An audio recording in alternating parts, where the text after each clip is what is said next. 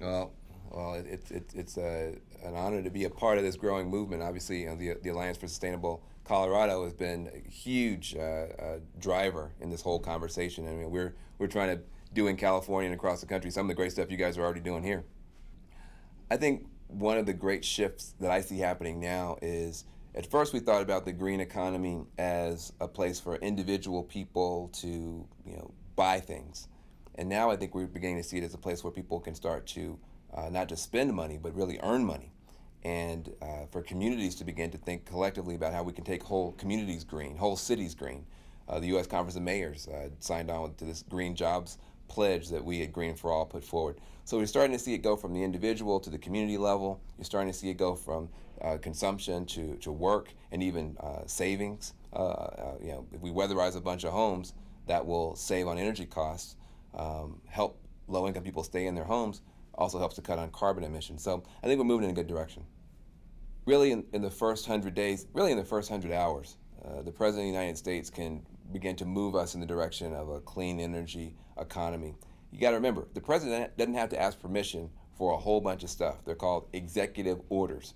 The President can say, as of now, we're not buying any more cars that are not plug-in hybrids, and just or fuel-efficient cars at this level, or made in the United States, whatever he wants. You can just literally sign an executive order and it's done. And you can create, through the purchasing power of the federal government, whole new markets for new technologies, new enterprises. That's the kind of thinking that we've got. Literally, the new president should walk in with a stack of executive orders and put them on the desk and look at his watch. And as soon as he's president, I mean, I guess after he takes the oath of office, he could just pull it out right there, and start signing stuff and move us in the right direction. Organizations like Green for All, like the Alliance for Sustainable Colorado, we play the decisive role because, in order for this train to get somewhere, you've got to have a caboose, you got to have a locomotive. The caboose really are the political parties and the presidential candidates. They can only go so fast and so far, but they've got to push the country along. We get to pull the country along. We get to say things that they can't say without losing votes. We get to shape public opinion so they can then take advantage of public opinion moving in the right direction. Green for All, we started as a project of the Ella Baker Center for Human Rights, and we were focused just in the Bay Area, Oakland, a little bit in California. Over the past year, 2 years, the interest in green-collar jobs and greening communities and bringing work, wealth, and health to people using green solutions just exploded.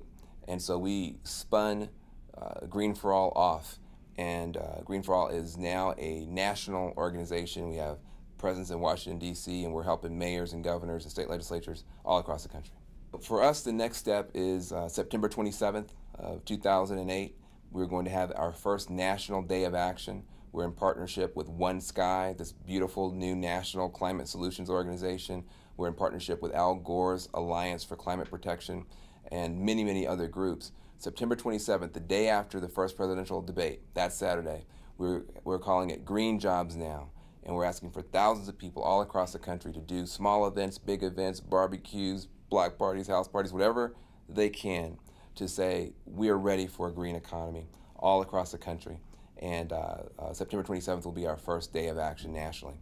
The great thing about a state like California is that there's already so much momentum and so many wonderful leaders and organizations. Even our governor is green. So there are plenty of people to work with, partner with, to begin to move things forward. I've always found that the Sacramento is less green than the rest of the state.